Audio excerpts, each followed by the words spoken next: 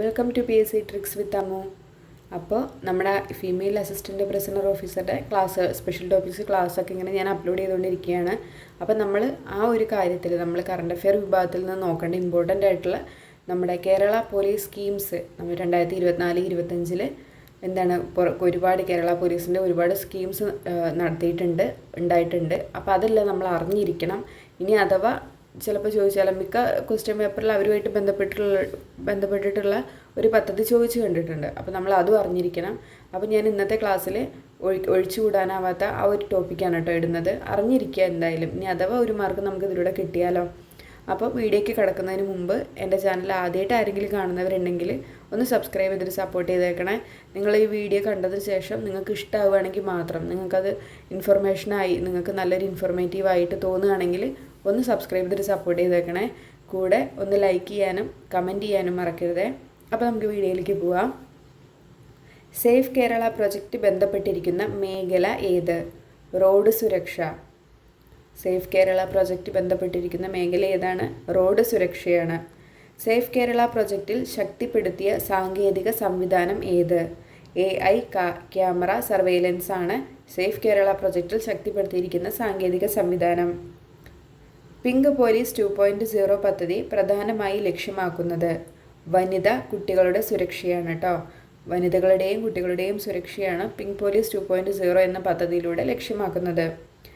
Cyber safety strengthening mission ആരംഭിച്ചത് ഏത് വർഷമാണ്? 2024. 2024 സൈബർ സേഫ്റ്റി സ്ട്രെങ്തനിങ് മിഷൻ ആരംഭിച്ചത്. ഫേസ് റെക്കഗ്നിഷൻ സിസ്റ്റം നവീകരിച്ചത് ഏത് വർഷമാണ്? 2025. ഫേസ് റെക്കഗ്നിഷൻ സിസ്റ്റം നവീകരിച്ചത് 2025. സീനിയർ സിറ്റിസൺ സേഫ്റ്റി സ്കീം ഏത് വിഭാഗത്തിലാണ് അടങ്ങുന്നത്? കമ്മ്യൂണിറ്റി പോലീസിങ്ങിലാണ് അടങ്ങുന്നത്. സീനിയർ സിറ്റിസൺ സേഫ്റ്റി സ്കീം ഏത് വിഭാഗത്തിലാണ്? കമ്മ്യൂണിറ്റി പോലീസിങ്ങിലാണ് ഉൾപ്പെടുന്നത്. ചൈൽഡ് ഫ്രണ്ട്ലി പോലീസിംഗ് ലക്ഷ്യമാക്കിയ പദ്ധതി ഏത്? Safe school programme. Child friendly policing ലക്ഷ്യമാക്കിയ പദ്ധതി ഏത്? Safe school programme. Beat officer app update ഏത് പദ്ധതിയുടെ ഭാഗമാണ്? Community policing 2025. Beat officer app update ഏത് പദ്ധതിയുടെ ഭാഗമാണ്? Community policing 2025. Unified crime database രൂപപ്പെടുത്തിയത് എപ്പോൾ? 2025. യൂണിഫൈഡ് ക്രൈം ഡാറ്റാബേസ് രൂപപ്പെടുത്തിയത് 2025. AI ക്രൈം ട്രാക്കിംഗ് സിസ്റ്റം ഏത് പദ്ധതിയുമായിട്ടാണ് ബന്ധപ്പെട്ടിരിക്കുന്നത്? സൈബർ സേഫ്റ്റി മിഷനുമായിട്ടാണ് ബന്ധപ്പെട്ടിരിക്കുന്നത്. AI crime tracking system cyber safety മിഷനുമായിട്ടാണ് ബന്ധപ്പെട്ടിരിക്കുന്നത്. ഇനി നമുക്ക് PSCയുടെ ഒരു ഇഷ്ട ടോപ്പിക്കാണ് കേട്ടോ ഇത്. ഒരു ഇഷ്ട പദ്ധതികളാണെന്ന് തന്നെ പറയാം. ഒരുപാട് ക്വസ്റ്റ്യൻ പേപ്പറിൽ റിപ്പീറ്റ് അടിച്ചുകൊണ്ടിരിക്കുന്നതാണ്. കുറച്ച് നമ്മുടെ കേരള പോലീസും കൂടെ പങ്കെടുത്തിട്ടുള്ള കുറച്ച് കേരള സർക്കാർ പദ്ധതികൾ. നമുക്ക് അതും കൂടി ഒന്ന് നോക്കാം. ഒന്നാമത്തേതാണ് വിമുക്തി. എല്ലാവർക്കും അറിയായിരിക്കും അല്ലേ? എന്താണത്? ഒരു ലഹരി വിമോചന മിഷനാണ് വിമുക്തി എന്ന് പറയുന്നത് കേട്ടോ. ലഹരി ഉപയോഗം തടയാനും ലഹരി വിരുദ്ധ ബോധവൽക്കരണത്തിനുമായി സർക്കാർ ആരംഭിച്ച പദ്ധതിയാണ് വിമുക്തി. സ്കൂളുകൾ, കോളേജുകൾ, ക്ലബ്ബുകൾ, പൊതുസ്ഥലങ്ങൾ എന്നിവിടങ്ങളിൽ ലഹരി വിരുദ്ധ ക്യാമ്പയിനുകൾ സംഘടിപ്പിക്കുന്നു. ലഹരിയില്ല കേരളം എന്നതാണ് ലക്ഷ്യം. പോലീസും എക്സൈസ് വകുപ്പും വിവിധ സ്വയം സേവക സംഘടനകളും പങ്കാളികളാണ്. വിമുക്തി കേട്ടോ. അപ്പോൾ അതൊന്ന് നോക്കുക. ഇനി അടുത്തത് പോരാളി. വനിതകൾക്കും കുട്ടികൾക്കും എതിരായ അതിക്രമണം തടയാനുള്ള പോലീസ് പദ്ധതിയാണ് പോരാളി എന്ന് പറയുന്നത്. വനിതാ സുരക്ഷ ഉറപ്പാക്കുന്നതിനുള്ള സമഗ്ര പോലീസ് എൻഫോഴ്സ്മെൻറ്റ് പദ്ധതിയാണ് പോരാളി. സ്ത്രീകൾ നേരിടുന്ന പീഡനങ്ങൾ വേഗത്തിൽ പരിഹരിക്കൽ, സുരക്ഷാ അവബോധ ക്ലാസുകൾ, കൗൺസിലിംഗ് എന്നിവ ഉൾപ്പെടുന്നു. സ്കൂളുകൾ, കോളേജുകൾ എന്നിവിടങ്ങളിൽ സുരക്ഷാ അവബോധ പരിപാടികൾ നടത്തുന്നു. യോദ്ധാവ്. ലഹരിക്കെതിരായ വിദ്യാർത്ഥികളുടെ സ്വമേധയായുള്ള പ്രവർത്തനമാണ് യോദ്ധാവ് എന്നതുകൊണ്ട് ലക്ഷ്യം വയ്ക്കുന്നത്. ലഹരി വിരുദ്ധ പ്രവർത്തനങ്ങളിൽ വിദ്യാർത്ഥികളെ സജീവമാക്കാനുള്ള പോലീസ് പദ്ധതിയാണ് യോദ്ധാവ്. വിദ്യാർത്ഥികൾ ലഹരി ഉപയോഗം സംബന്ധിച്ച വിവരങ്ങൾ രഹസ്യമായി പോലീസിന് നൽകാം. സ്കൂളുകൾ, കോളേജുകൾ എന്നിവയിലെ വിദ്യാർത്ഥി പോലീസിൻ്റെ സാന്നിധ്യം വർദ്ധിപ്പിച്ച് ലഹരി വിരുദ്ധ ബോധവൽക്കരണം നടത്തിവരുന്നു. കവചം. മുതിർന്ന പൗരന്മാരുടെ സുരക്ഷാ പദ്ധതിയാണ് കവചം. ഒറ്റയ്ക്ക് താമസിക്കുന്ന മുതിർന്ന പൗരന്മാരുടെ വീടുകളിൽ പോലീസ് നിരന്തരം സന്ദർശനം നടത്തുന്നു. അടിയന്തര സാഹചര്യങ്ങളിൽ സഹായം ഉറപ്പുവരുത്തുന്നു. സമ്മർദ്ദം, ആരോഗ്യ പ്രശ്നം എന്നിവയിൽ നിന്ന് മുതിർന്നവരെ സംരക്ഷിക്കുന്നു. പോലീസ് സ്റ്റേഷനുകളിൽ സീനിയർ സിറ്റിസൺ രജിസ്റ്ററും അവർ സൂക്ഷിക്കുന്നുണ്ട് ഈ ഒരു പദ്ധതിക്ക് വേണ്ടിയിട്ട്, കവചം എന്നുള്ള പദ്ധതിക്ക് വേണ്ടിയിട്ട് കേട്ടോ. അപ്പോൾ ഇത് റിപ്പീറ്റായിട്ട് ക്വസ്റ്റ്യൻ പേപ്പറിൽ കണ്ടുകൊണ്ടിരിക്കുന്ന കുറച്ച് പദ്ധതികളാണ് കേട്ടോ. അതിൽ ഈ യോദ്ധാവ്, പോരാളി ഇതൊക്കെയാണ് ചോദിച്ച് കണ്ടിട്ടുള്ളത് കേട്ടോ.